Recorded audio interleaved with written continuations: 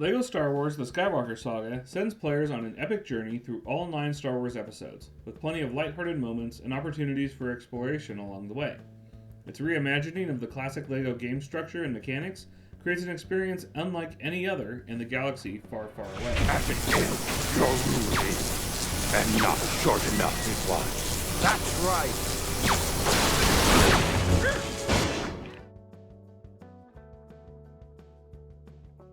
Compared to its LEGO predecessors, Skywalker Saga changes up the established formula quite a bit. Whereas the previous focus was clearly in creating expansive, self-contained levels, this new iteration puts the vast majority of its content into an incredible number of huge open-world areas. There is a trade-off though. The bespoke levels are much, much smaller and more tightly focused. So much so that they almost exclusively center around set-piece moments and boss battles. For instance, the planet Camino, which previously had its own level, is now entirely handled by an open world. It's a bit off-putting at first, especially for someone familiar with the prior games, but the new structure actually works really well. Instead of levels with massive amounts of filler to complement the action from the canon, Skywalker Saga gives the distinct impression of actually playing through the movies. This structure also allows gameplay to stay varied long into the post-game. Even in the middle of an episode, you can spend hours hunting down some of the over 1,200 Kyber bricks, collecting characters, or fighting space battles. Most of the character quests require traveling, oftentimes off-planet, and collecting the nearby bricks along the way does an excellent job of keeping the game from feeling grindy. As usual, some content is locked down until you have access to certain character classes, or because you can't freely switch characters at the moment, so plenty of content is still available after the credits roll. Uniquely to Skywalker Saga, many characters are locked in fairly elaborate side quest chains that make the universe feel far more alive, as progressing through the story and completing other missions has an impact on what you can do next.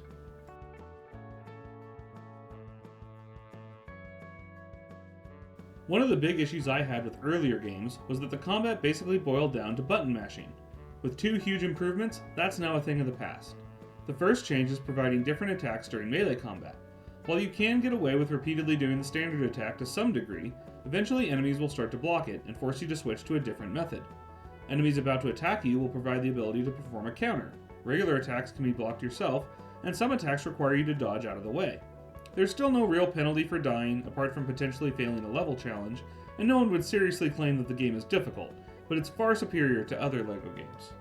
The other improvement is the ability to turn off aim assistance in the settings menu. In previous iterations, it always felt like you could just shoot in the general direction of enemies and always hit something. With aim assistance turned off, every fight requires actual skill in order to hit your opponent. In order to make dying at least possible, you can also turn off health regeneration.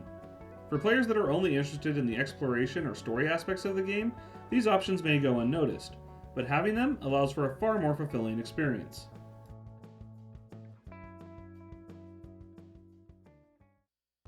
At its core, Skywalker Saga is about exploring the vast Star Wars universe and experiencing the entire 9-movie saga while solving puzzles, collecting Kyber bricks, and generally blasting everything in sight.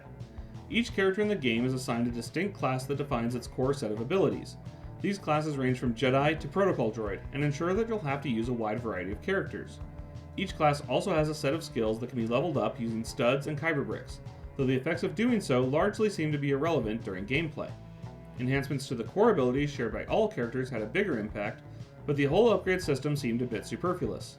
On the other hand, even with half the available Kyber bricks collected, I was nowhere near finishing upgrading every class, so I had an additional reason to go around collecting them beyond just trying to reach 100% completion. While the puzzles scattered throughout the game are relatively simple, for the most part they gave an actual challenge and were fun to figure out. For the more obscure challenges, a huge quality of life improvement in Skywalker Saga is the rumor system that effectively acts as an in-game guide.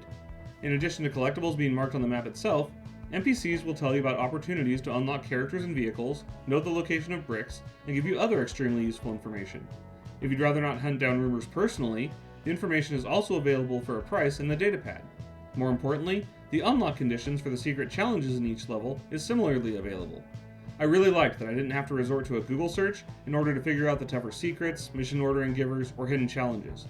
Skywalker Saga will let you figure it out all by yourself, or hold your hand exactly how much you want. As noted earlier, the combat in Skywalker Saga is easily the best of any LEGO game, especially with aim assistance turned off. In addition to the blaster fights and lightsaber duels, starfighter dogfights are as good as ever. You even get to disable and board capital ships, like the Super Star Destroyer Executor. to unlock additional, albeit small, levels. The only aspect I didn't like was the repetitive smuggling missions that forced you to do 3 to 4 dogfight segments in a row, with each being nearly identical to the last. At least you always got a character out of it. Overall though, combat feels like an integrated part of the game instead of a tedious bolt-on that you have to deal with to get back to exploring.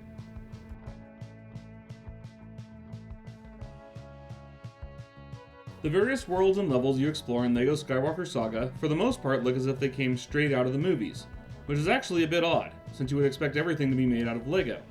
This incongruity actually helps in many ways because the presence of a LEGO object is a clear indication that it can be interacted with in some way, usually by blowing it to smithereens. The bricks and minifigures themselves are very well done, and the game even comes with native HDR support.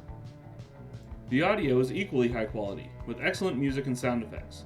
Additionally, every line of dialogue in the game is voice or beep acted. For those that prefer the old school mumbles, there's a free option for that available right from the start. While having characters be voiced by people who are clearly not the original actors was disorienting, I got used to it pretty quickly. The Force is with you, young Skywalker. But you are not a Jedi yet.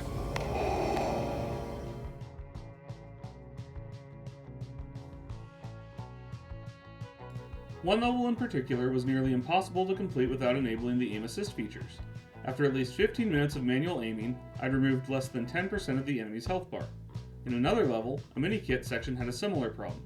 Turning off that setting increased the fun quite a bit for me, so being forced to turn it on and off to progress was very annoying. While the concept of actually experiencing the movies through the game worked really well, there are a few glaring inconsistencies that seemed unnecessary. Qui-Gon's second bet with Watto, for example. In the movie, it happens in the pits right before the pod race. In the game, it moves to Watto's shop. Certain scenes, like the escape from Canto Bight with the Fathiers, were skipped entirely. To a certain extent, I understand not moving through every bit of minutia. However, with everything else so close to the source material, these discrepancies were quite jarring.